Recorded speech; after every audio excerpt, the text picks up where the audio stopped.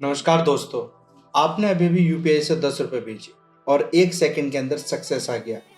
लेकिन एक सवाल, ये 10 रुपये गए कहाँ? क्या ये पैसा आपके फ़ोन से निकलकर सामने वाले के फ़ोन में पहुंच गया? नहीं। आज मैं आपको 10 रुपये का वो इनविजिबल सफ़र दिखाऊंगा जो 0.3 सेकंड से सेकंड में 4 सर्वर पर होता है। यूपीआई एक प्लेटफॉर्म है जिससे दो बैंक अकाउंट के बीच में पैसे ट्रांसफर होते हैं। फ़ोन बस 1 मिनट एक रिमोट कंट्रोल है। आरबीआई के अनुसार यूपीआई से आप स्मार्टफोन इंटरनेट के जरिए बैंक टू बैंक ट्रांसफर कर सकते हैं, जैसे भीम या किसी थर्ड पार्टी ऐप से। अब 3 किरदार याद रखिए। आपका ऐप जैसे गूगल पे, फोन पे, इसे अक्सर टीप ऐप कहा जाता है। पीएसपी बैंक जिसके जरिए आप यूपीआई नेटवर्क जुड़ता है। एनपीसीआई जो यूपीआई प्लेटफॉर्म को ऑपरेट करता है। नेटवर्क में राउटिंग, प्रोसेसिंग और सेटलमेंट जैसी चीज़ें चलती हैं। मैं 10 रुपये भेजता हूँ, यूपीआई पिन डालता हूँ।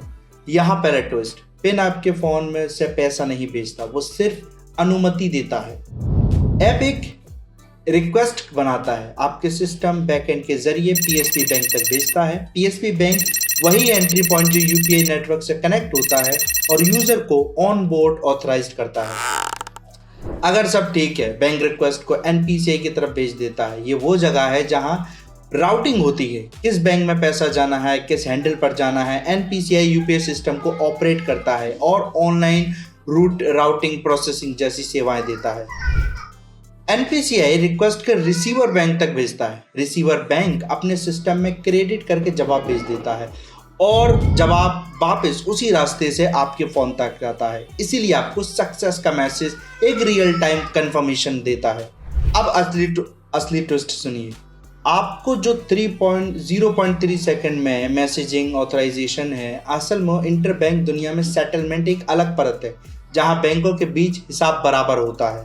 सोचिए, दिन भर में लाखों ट्रांजैक्शन होते हैं। बैंक ए से बैंक बी को कुल कितना देना है, इसका नेट हिसाब बनाया जाता है और फिर सेटलमेंट होता है। एनपीसीआई ऑपरेशनल सर्कुलर के टेक्सचर में यह भी बताया गया है कि यूपीआई दिन में कई सेटलमेंट साइकिल चलते हैं आरटीजीएस के जरिए, और ऑथ बट डिस्प्यूट सेटलमेंट को अलग करने जैसे बदलाव भी हुए हैं। अब जो पार्ट हर किसी को चाहिए, अगर पैसा कट गया, सामने वाले को नहीं मिला तो क्या?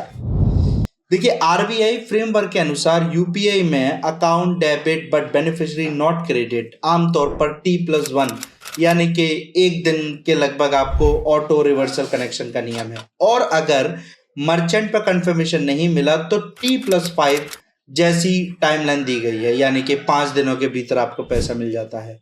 एनपीसीआई यूपीआई हेल्प गाइडलाइन में बताया गया है कि आप ट्रांजैक्शन के बाद कुछ मिनट में शिकायत स्टेटस जैसे विकल्प देख सकते हैं, और पेयर, रिमाइंडर यानी भेजने वाला, बेनिफिशियरी पेयर यानी पाने वाला। यूपीआई पिन कभी शेयर मत कीजिए। किसी का कलेक्ट रिक्वेस्ट आए तो नाम, रकम 2 बार देखें। अगर पेंडिंग अटका दे, घबराए नहीं, स्टेटस चेक करें, जरूरत हो तो कंप्लेंट रेज कर दें।